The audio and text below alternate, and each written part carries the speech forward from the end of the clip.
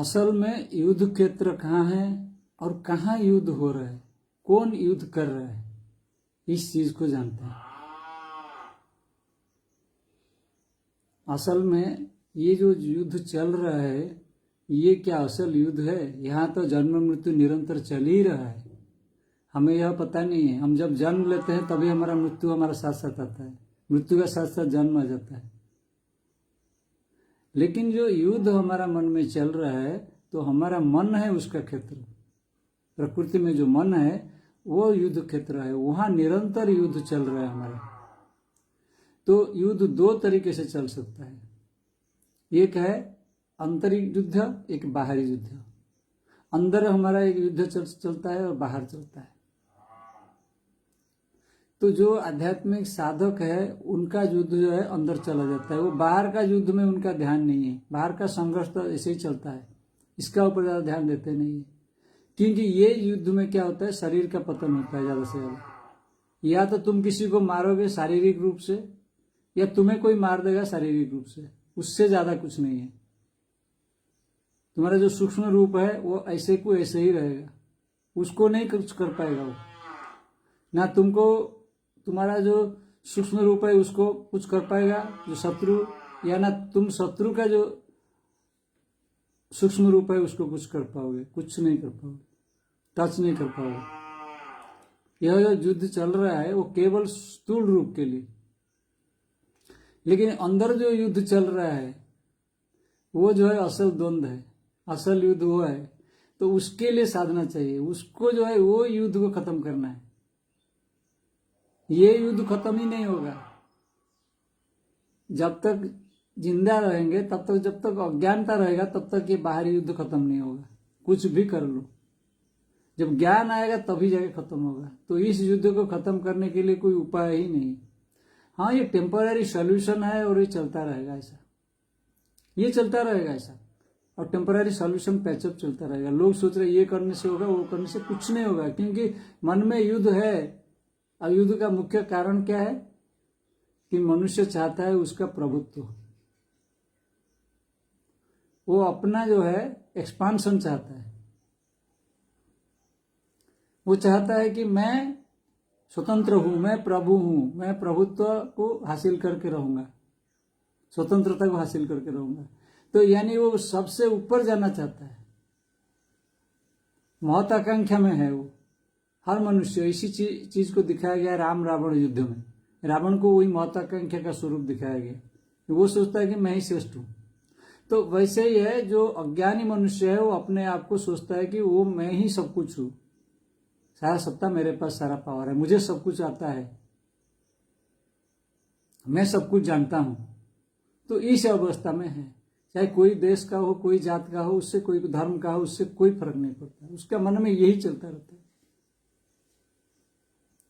फिर जहां उसको उसा पाठ पढ़ाया जाएगा वो और भी थोड़ा आगे आ जाएगा उभर के। जैसे आग में तुम पेट्रोल डालोगे तो आग जुड़ा और ज्यादा जलेगा, ज्वलनशील हो जाएगा,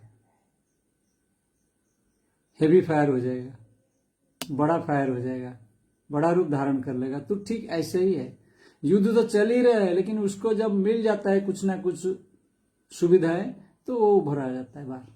नहीं तो युद्ध चल ही रहा है, हमेशा राग द्वेष भावना है। इसको पुराण में भी वर्णना क्या है, मधु कैटभ जो है, भगवान जब योग निद्रा में सोए हुए थे उनका कर्ण द्वय से निकले मधु कैटभ राक्षस, फिर भगवान के साथ युद्ध किए क्योंकि वो ब्रह्मा जी को खाने के लिए उद्यत हो गए। तो वही है, ब्रह्मा जी को खाने का मतलब क्या होता है, मतलब होता है हमारा कॉन्शियसनेस को जगने नहीं देते। वो जो हमारा कॉन्शियसनेस है उसके ऊपर अटैक करते हैं। ये जो महत्वाकांक्षा है हमारा, ये हमारा कॉन्शियसनेस के ऊपर अटैक करता है। यही युद्ध है अंदर में, ये अभ्यंतरीण युद्ध है। बाहर में जो है उसका इफेक्ट आ रहा है, थोड़ा प्रभाव दिख रहा है बाहर, ये चिटपिट, ये न्यूक्लियर वॉर, ये सबको पता है, सबको पता है। इसको अगर फायर करेंगे तो सबका क्षति होगा, मेरा भी होगा, उसका भी होगा, वो मेरे ऊपर मारेगा, मैं उसके ऊपर मारूंगा, ये सबको पता ही है। फिर भी इसको बनाया जा रहा है। टेररिस्ट को भी पता है मैं मर जाऊंगा, हो सकता है मेरे को कोई मार देगा, ये भी पता है, और वो किसी को मारने के लिए भी रहता है तैयार। तो इसका मतलब क्या है, इसका मतलब यह है वो अपना प्रकृति से बाहर नहीं निकल पा रहा है। अपना मन में युद्ध फंसा हुआ है, वो वहां से निकल ही नहीं पाएगा जब तक उसको ज्ञान नहीं आएगा। वो जानेगा नहीं वो कौन है, असल युद्ध कहाँ चल रहा है, कैसे युद्ध करना है, कैसे युद्ध से बाहर निकलना है, कैसे युद्ध से जीतना है, विजय लाभ करना है। तो ये सब पता ही नहीं उसको टेक्निक। तो अब जो है इस कंडीशन में यहाँ जो चल रहा है स्थूल रूप में, ये चलता ही रहेगा। इसलिए लोग बोलते हैं प्रलय हो जाए, हो जाए। प्रलय क्या मतलब वही है, कुछ भी हो सकता है यहाँ बाहर। बाहर तो हमेशा चल ही रहा है, प्रकृति हमेशा परिवर्तन कर ही रहा है। कभी क्या हो रहा है, कभी कुछ हो रहा है, तो ये चल ही रहा है हमेशा। तो बाहर का युद्ध को हम ठीक है जितना हद तक टाल सकते हैं, रोक सकते हैं, हम कोशिश तक करते हैं, तो बुद्धि का हिसाब से चलेगा। परंतु असल युद्ध ये नहीं है। ये क्या कर पाएगा ज्यादा से ज्यादा, ये युद्ध से तुम्हारा स्थूल शरीर नष्ट होगा, उससे ज्यादा कुछ नहीं हो पाएगा। और तुम डरते हो तुम्हारा स्थूल शरीर को, स्थूल शरीर कभी भी मर सकता है, खत्म हो सकता है। लोग आत्महत्या भी कर लेते हैं, आत्मघात कर लेते हैं, बीमारी होकर मरते हैं, एक्सीडेंट में मरते हैं, बहुत सारे लोग मरते हैं। ऐसे युद्ध भी एक एक्सीडेंट है, एक बीमारी है। यह तो मनुष्य जानता नहीं है। मनुष्य सोचता है नहीं युद्ध हम कर रहे हैं ना, वो दूसरे देश के साथ कर रहे हैं, वो अलग चीज है, एक्सीडेंट अलग है, बीमारी अलग है। वो नहीं है, वो तुम्हारा अंदर का बीमारी है। ये बहुत बड़ा बीमारी है तुम्हारा, इसका कोई इलाज ही नहीं है। इसका इलाज है आत्मज्ञान।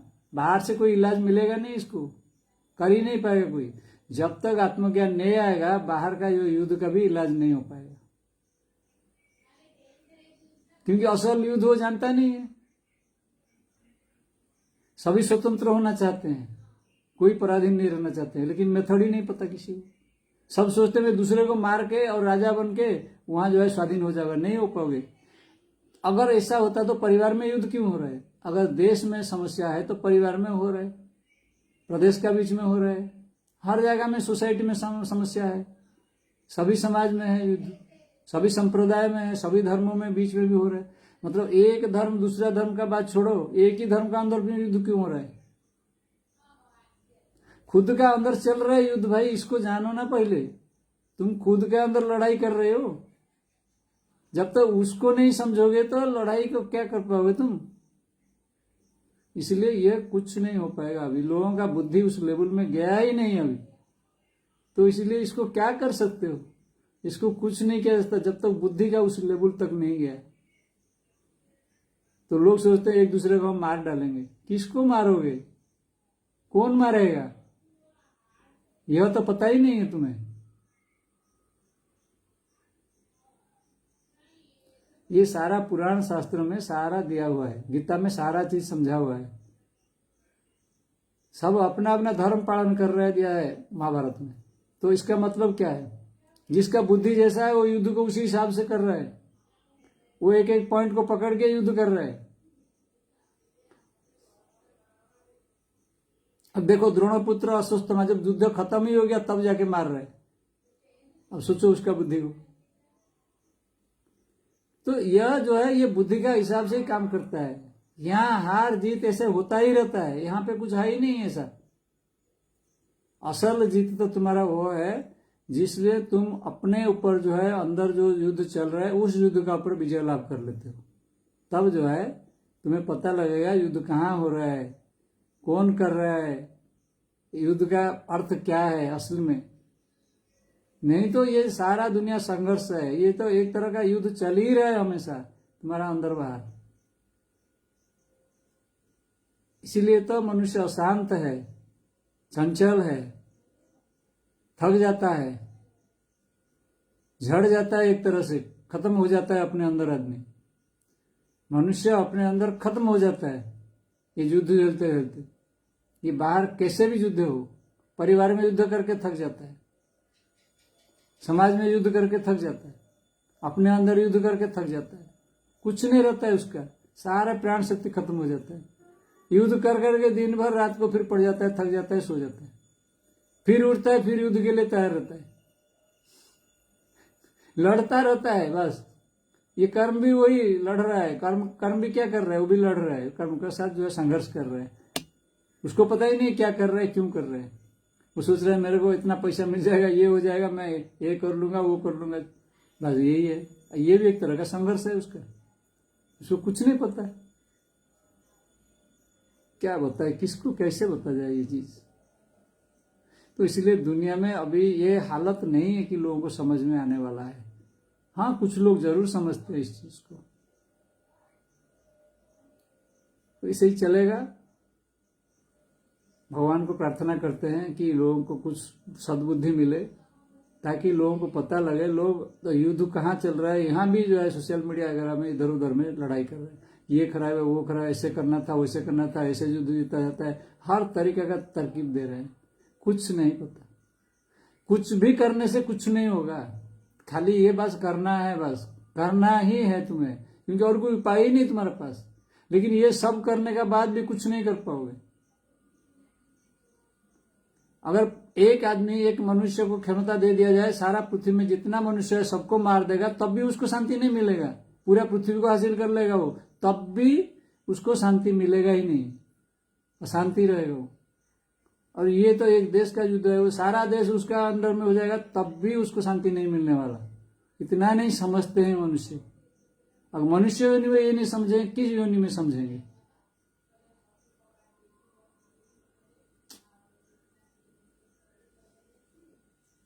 हरिओम तत्सत।